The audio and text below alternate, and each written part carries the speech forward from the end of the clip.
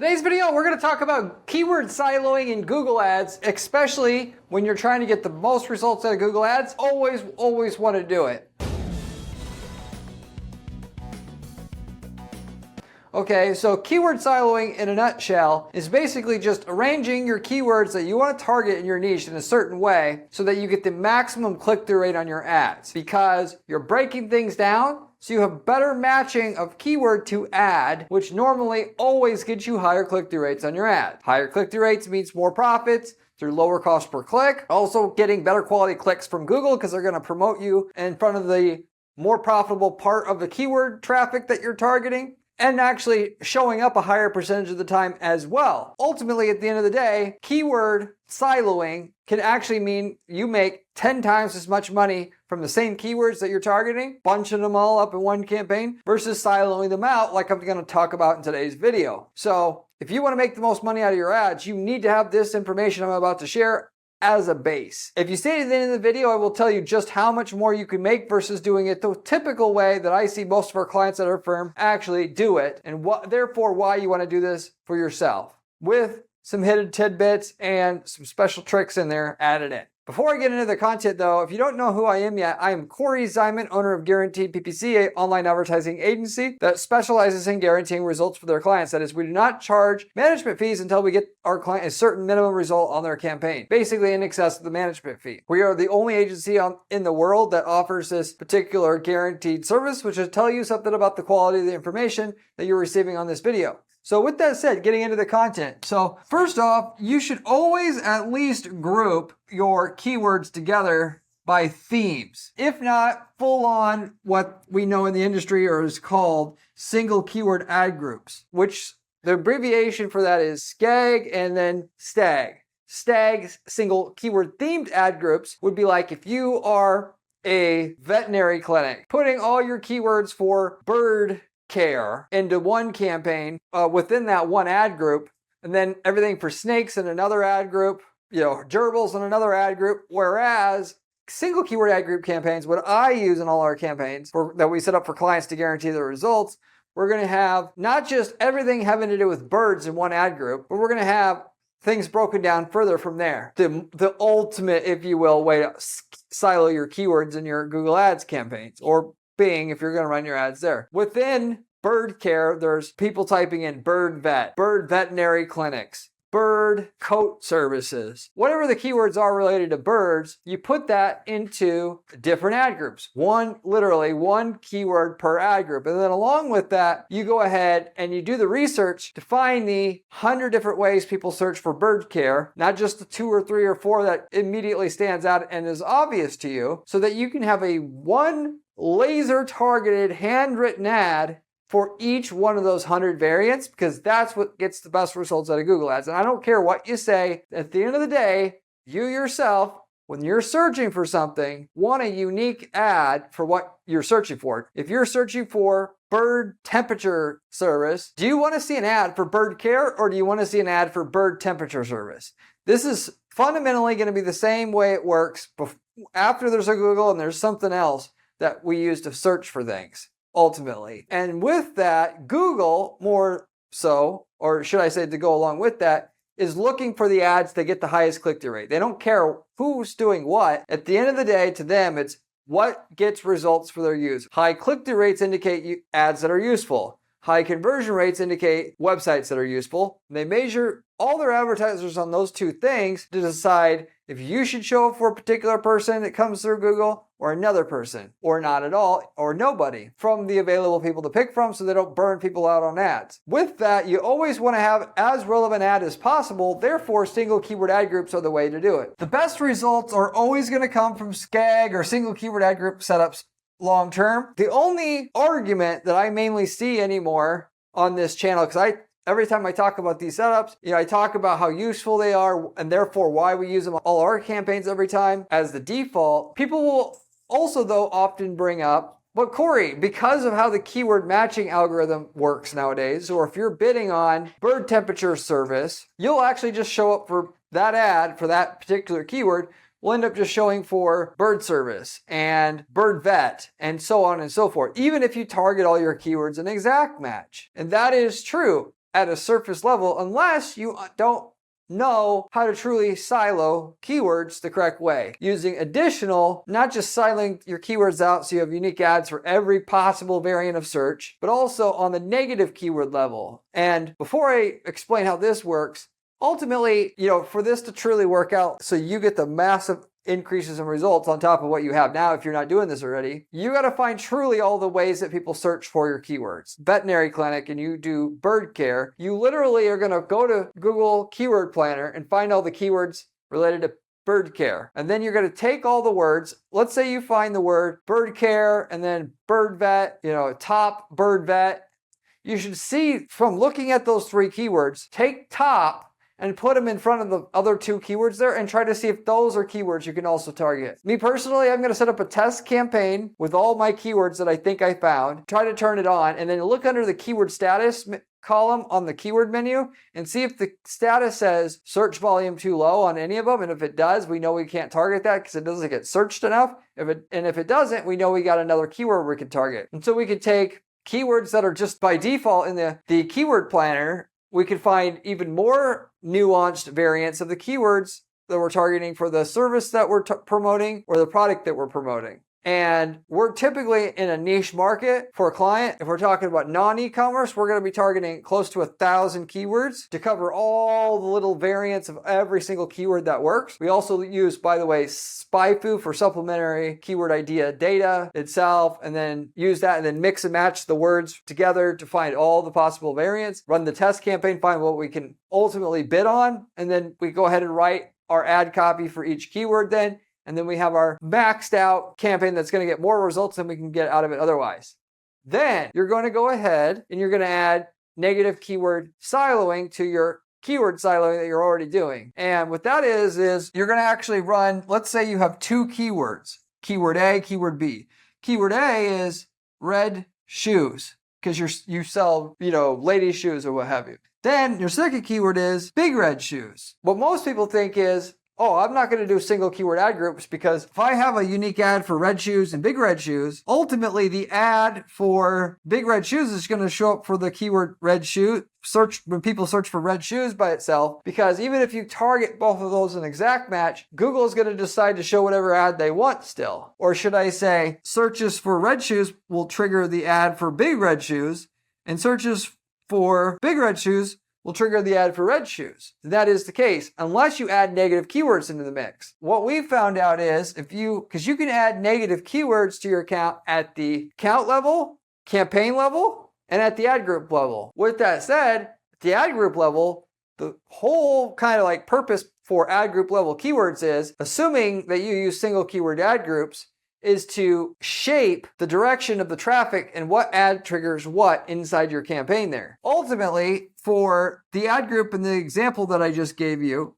the ad group that houses the keyword red shoes, we're going to add a negative keyword big to that ad group that targets red shoes by itself, so that if the user searches for big red shoes, the ad that was intended to show up for people searching for big red shoes actually shows up. And this would just keep going. If you had another keyword that was large red shoes, then you would take the word large and add it as a negative to the ad group for red shoes. You're basically forcing Google to be able to recognize what ads should show up for what searcher coming to their platform sooner in the process, because eventually Google's going to figure out what ad should show up for what person. Because going back to what I was saying earlier, Google's going to ultimately be on the hunt for which ads out of all the available advertisers should they show for people making such a search and have a certain profile, gender, age, websites they visited before, because they're trying to ultimately optimize for the most ad clicks they can get from everything. So even though they have the ad for big red shoes show up for people when they search for red shoes and vice versa, ultimately Google is going to study the people that search for this particular thing and have these traits. This ad over here gets the highest click-through rate, so therefore that's the ad should show from now on. So it's going to split test all of the ads that it think could show for a certain keyword that you have, and then eventually run the ad that gets the highest click-through rates. So even though you don't add negative keywords at an ad group level like I just talked about, which I call negative keyword siloing, Google's going to eventually figure out what ad to show anyway. But if you add negative keyword siloing to your single group keyword ad group campaigns, you're going to get the results you're looking for, the big lift in click-through rate that you can get from single keyword ad groups much sooner in the process of running your campaign. That makes sense. With that said, it takes a lot of work to set up single keyword ad groups for 1,000 keywords in a niche. Ultimately, you got to handwrite an ad each time for each keyword. Ideally, if you're going to get the most out of them, you're going to set up unique landing pages for each of them, or at least groups of keywords, so that you have one landing page just for birds, going back to the veterinary example that I gave you before, one for snakes, so that you're taking advantage as much as possible of what single keyword ad group campaigns give you. Ideally, the most results, if you want to actually put the time and effort into it, is to actually put together a landing page for each keyword, assuming you're talking about services, and a lot of times with products as well. Especially with services, we'll put a headline that matches the keyword. So if somebody's typing in bird vet, our headline on our landing page should say bird vet, because we're probably going to get about a 40% jump in conversion rate just doing that. Having the background of the top part of the page showing a bird being worked on, whatever. And then we're going to truly get the really, really good result out of single keyword ad group setup then.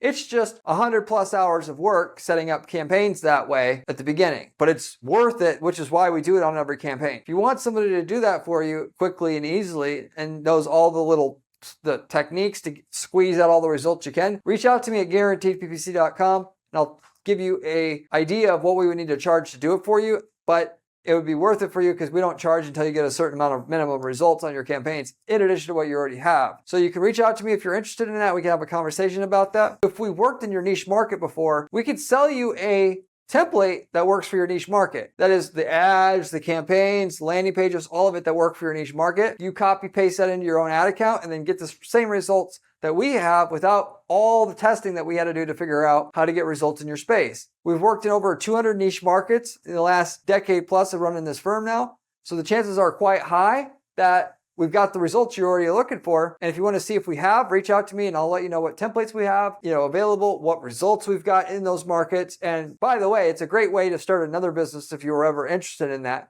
Why gamble on something that may not work when you could take a template that sells a known product or service that does work and run with it in a different geographic area that our client's not in, different country, whatever it is. We got people using these templates to start lead generation and selling businesses and making good money at it, just as an idea. But anyway, if you're interested in that, you can also let me know as well. Of which, by the way, if you want to know, you have a quick one-off question about anything I'm talking about here, leave me a comment below. I get back to every single person who leaves me a question or comment on this channel, usually within 24 hours time. That said, moving forward here, okay, now in terms of results, we've had many times over examples where we took the click-through rate on a campaign from 3, 4, 5% to 12, 15, 18%, tripling it. Tripling your click-through rate when you start out with a campaign where all the keywords are rammed into that one campaign and has 4 or 5 ads max, that's going to be your typical results you're going to get, particularly when you do the negative keyword siloing with it and you really find the unique 500 different ways people search for your service or product and you do it properly like I talked about in this video. By the way, tripling your click-through rate isn't going to be what you're going to ultimately get. We had a company that did crime scene cleanup where they do suicide mess cleanup, homicide mess cleanup, that kind of thing. When the client had the typical, they had the 10 keywords in a campaign and that was supposed to cover everything, we went ahead and did exactly what I was going to tell you, or what I told you in the video to do here, having unique landing pages for each keyword, unique ads for each keyword, all the way through done to the max like I talked about here. And we basically tripled the click-through rate like you're going to get if you actually do this for yourself. We 10x'd the amount of results we got out of that client's search campaign and market because Google over time saw our campaigns, saw they were so good, gave us more clicks, gave us a higher percentage of the click share. That is, because higher click-through rates will increase the clicks on the impressions you already got. Once Google sees you have higher click-through rates, you're going to get more impressions, or impression share as they call it. On top of that, like I said earlier in the video, you're going to get a higher quality person. So the people that they know are home run prospects coming through, that because they've watched all the behavior of the person before they made the search, they're going to start giving you those people because they want to encourage you to stick around as an advertiser because you're making the ad space better for their users, therefore more likely to click on ads in the future, and you're going to start earning that way as well. When it was all said and done with, we're making minimum 10 times, actually 10 times was not even the way to sufficiently describe this, where we started out with that basic 5 to 10 keyword setup in a campaign, everything rammed in there, nothing's even segmented out properly, meaning all the stuff for like suicide and homicide is all mixed together in one ad group, essentially, and what kind of results you can actually get when you do this. I shouldn't even be telling you to do this stuff because it would actually limit what we were able to make on our own strategies when we enter a market because there's other people doing it. But I am anyway. So out of all the stuff that I could basically tell you in order to make search campaigns work in specific, that's the number one thing I could tell you, honestly. It's just very few people are going to do it because they're going to be too lazy to do it, or they're going to convince themselves it doesn't matter, or whatever.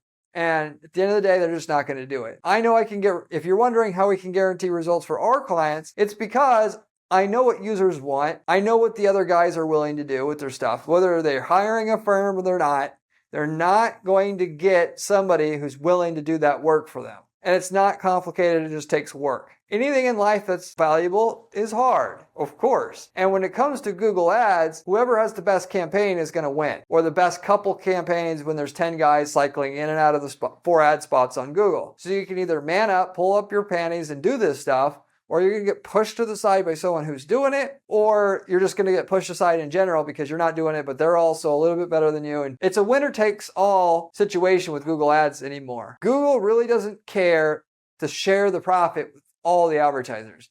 The system is set up to find the people that most consistently help their users the most, give them all the rewards to encourage them to stick around, and everybody else, they take a big fat dump on their head. And that's the way that it's been for a few years now, which is why I keep stressing you either have to go all the way with this stuff in a competitive market or don't even do it because you're going to end up wasting your time. And along with that goes, doing proper sales tracking on your stuff. And even if you're selling a product and you do orders to the phone, you add that to your account so you can actually properly optimize your campaigns because you have all the data you need. All these little things matter. And the more of it you have, the more likely you are to have best campaign in your space. And that with time, Google's going to say, this is a great campaign. We want to just lay it on thick any possible way and where we can because it's helping us to our goal of getting people to want to click on ads. That's where you want to specifically be. If you want to know the techniques, of course, I got them all laid out in this channel for you as well. If you like doing this stuff yourself, instead of hiring an agency like ours, and therefore you should subscribe to this channel because it's all laid out there for you. You can also find a great blog of mine that I keep where I lay out these strategies we're using to guarantee results for our clients as well, with screenshots, all of it, that you can copy our strategies as well. Either way, you have all the information. It's just a matter of applying it. Which, by the way, most of the information you find on YouTube and elsewhere, though, is given to you by people who don't really run ad campaigns. Yes, this is the truth. Most of the people who spend all their time on YouTube don't actually run any campaigns. I have to literally spend 40 hours a week doing strategy for clients that are firm and share the information about what works on the weekends, just to be able to offer you the advice I'm offering you on this channel. So with that, or because of that, you should subscribe to this channel, because you're not going to get better information that you find elsewhere than you find here on this channel because of it. So subscribe. With that said as well, if you're stuck where you're at, some of you guys, the issue is not your ads. Your issue is your pricing strategy, your website isn't good enough, whatever. I've been starting to do 30-minute coaching calls with clients a few months ago, and then it's been going extremely well. And I started doing it because a lot of guys, you guys, it's not the ads that's the issue. You have a bigger problem to fix first. I can, after a 30-minute session, by asking questions to the client that I have, figure out where the bottleneck is, because I've worked with hundreds of companies now, and give you the advice you need to move forward finally and get your revenue uncorked. If you're interested in that type of thing, you can also reach out to me at guaranteedppc.com. Pretty much wrap it up with that. Thank you very much for watching as usual, and I'll see you on the next one. Remember when I said click-through rate CTR was important during this video? Well, this video here tells you how to do it.